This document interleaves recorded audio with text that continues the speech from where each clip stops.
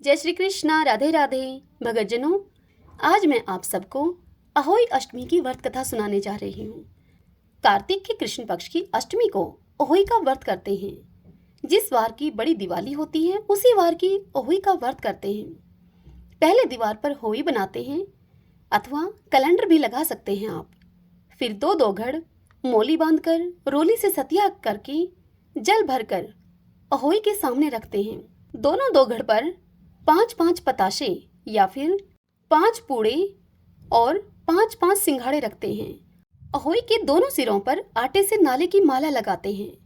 बीच में आटे से ही 1 रुपया भी चिपका देते हैं। दोनों दोगड़ को चांदी की माला अर्थात शाऊ और मनियों वाली माला पहनाते हैं। दोगड़ के आगे गेहूं की ढेरी लगाते हैं। ढेरी पर एक तेल का दीपक जलाते हैं।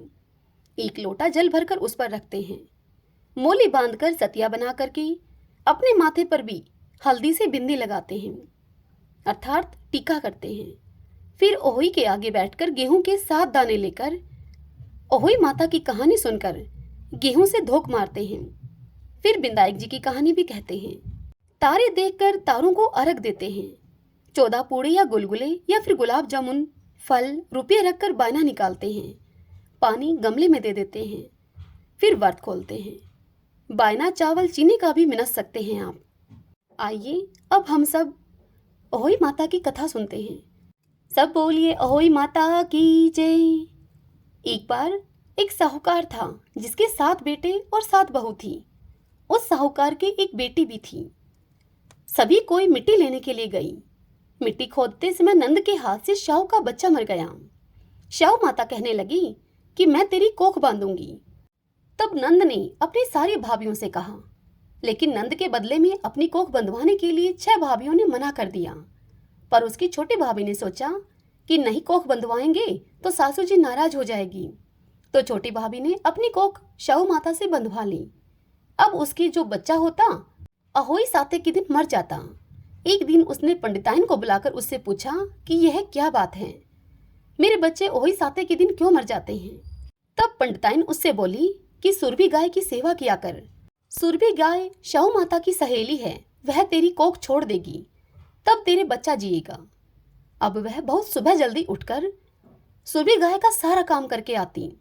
गौ माता बोली कि आजकल कौन मेरी इतनी सेवा करता है, मेरी बहुएं क्या करेंगी, वो तो लड़ाई ही करती रहती हैं। आज मैं यह देखूंगी कि मेरे उठने से पहले कौन मेरा सारा काम अर्थात गाय के थान को बहारना, गोबर थापना, गोबर उठाना इत्यादि। ऐसा विचार करके एक दिन गौ माता ने सुबह जल्दी उठकर देखा कि वह सेवा करने वाली साहूकार के बेटे की बहू है जो सुबह जल्दी आकर सारा काम करके जाती है। तब गौ माता उसे बोली कि तुझे किस चीज की इच्छा है जो तू मेरा इतना काम करती है, मांग तुझे क्या चाहिए। तब साहूकार की बहू बोली कि मुझे आप वचन दो। गौ माता ने उसे वचन दिया। तब साहूकार की बहू कहने लगी कि शाहू माता तुम्हारी सहेली है और शाहू माता के पास मेरी कोख बंधी हुई है, उनसे मेरी कोख तुम छुड़वा दो। तत्पश्चात गौ माता उसे 7 समुद्र पार अपनी सहेली के पास लेकर जाने लगी। तो रास्ते में धूप अधिक थी, इसलिए वह एक पेड़ के नीचे बैठ गई दोनों। थोड़ी देर में एक सांप आया। पेड़ पर गरुड़ पंखनी का बच्चा था। अब सांप उस बच्चे को डसने लगा तो साहूकार की बहू ने सांप को मारकर ढाल के नीचे फेंक दिया और उस बच्चे को बचा लिया। जब गरुड़ पंखनी आई तो वहां पर खून ही खून बिखरा देखकर वह साहूकार के बेटे की बहू को चोंच मारने लगी। तो साहूकार ने बोली कि मैंने तो तेरा बच्चा मारा नहीं है, तेरे बच्चे की रक्षा की है। तेरे बच्चे को सांप मार रहा था, मैंने तो तेरे बच्चे को छिपाया है। तब गरुड़ पंखनी बोली कि मांग तू क्या मांगती है। तब साहूकार ने बोली कि 7 समुद्र पार शाहू माता रहती हैं, हमें तो तुम उनके पास पहुंचा दो। गरुड़ पंखनी ने अपनी पीठ पर बिठाकर दोनों जनों को शाहू माता के पास पहुंचा दिया। अपनी बहन को देखकर शाहू माता बोली कि आ बहन, बहुत दिनों के बाद आई, आ बैठ, मेरे सर में बहुत सी जुएं हो गई हैं। तब गौ माता अपनी बहन शाहू से कहने लगी कि बहन, मेरे साथ में जो यह महिला है इसे जुएं बहुत अच्छे से निकालना आता है, तुम इससे अपनी जुएं निकलवा लो। तब उस साहूकारनी ने शाहू माता की सभी जुएं निकाल दी। शाहू माता साहूकारनी की इस सेवा से खुश होकर कहने लगी कि तूने मेरी बहुत भलाई की है।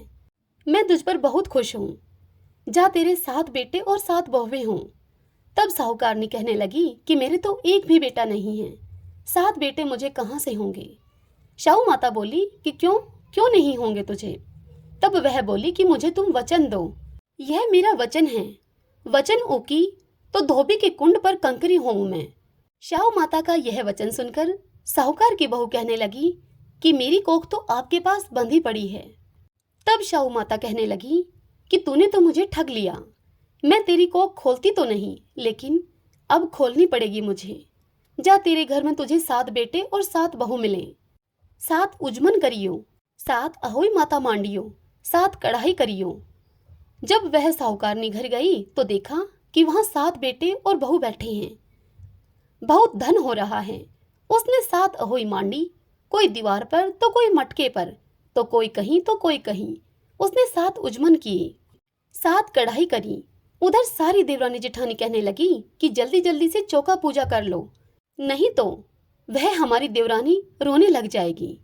थोड़ी देर में ही उन्होंने अपने बेटे से कहा कि देखकर आओ, आज वह चाची तुम्हारी रोई क्यों नहीं।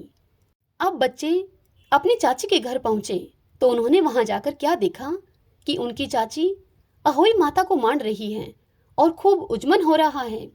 यह सब देखकर बच्चे अपने घर को वापस आए और आकर अपनी माँओं को सभी बात बताई।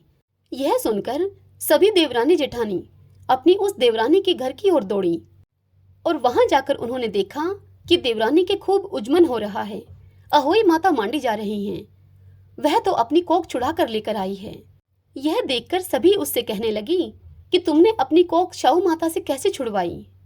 तब वह उन सब से कहने लगी कि तुमने तो अपनी कोख बंधवाई नहीं, लेकिन नंद के हाथों से शाहू माता के बच्चे मरने के कारण शाहू माता ने मेरी कोख बांध दी। चूंकि अब शाहू माता मुझ पर प्रसन्न हुई हैं, तो उन्होंने दया करके अब मेरी कोख खोल दी है। हे शाहू माता, जैसे आप साहूकार की बहू पर प्रसन्न हुई, उसकी कोख खोली, ऐसे ही हमारी भी खोलना, सबकी खोलना। इस कहानी को कहते सुनते हुंकारा भरते सब पर अपनी कृपा करना, सारे परिवार की कोख खोलना। सब बोलिए शाहू माता की जय। इस कथा को सुनने के पश्चात बिंदायक जी की कहानी कहीं सुनी जाती है। तो आइए अब हम बिंदायक जी की कहानी सुनते हैं। सब बोलिए बिंदायक जी महाराज की जय। एक बार बिंदायक जी महाराज एक चुटकी में चावल और एक चम्मच में दूध लेकर घूम रहे थे और कह रहे थे कि कोई मेरी खीर बना दो, कोई मेरी खीर बना दो। तब एक बुढ़िया माई बोली कि ला बेटा, तेरी खीर मैं बना दूं। तब वह एक कटोरा लेकर आई भीतर से। तब बिंदायक जी बोले कि बुढ़िया माई, कटोरा क्यों लेकर आई हो, भगोना ला कर दो, तुम भगोने में खीर बनने के लिए चढ़ाओ। तब बुढ़िया माई बोली, इतने बड़े भगोने का क्या करेगा, कटोरा तो बहुत है। तब बिंदायक जी ने कहा कि तू चढ़ा कर तो देख माई। तब बुढ़िया माई ने भगोना चढ़ा दिया और चढ़ाते ही वह दूध से भर गया। फिर बिंदायक जी ने कहा कि मैं बाहर जाकर आता हूँ। बुढ़िया माई, तब तक तुम खीर बनाकर तैयार रखना। अब खीर बनकर तैयार हो गई, परंतु बिंदायक जी महाराज अभी तक नहीं आए।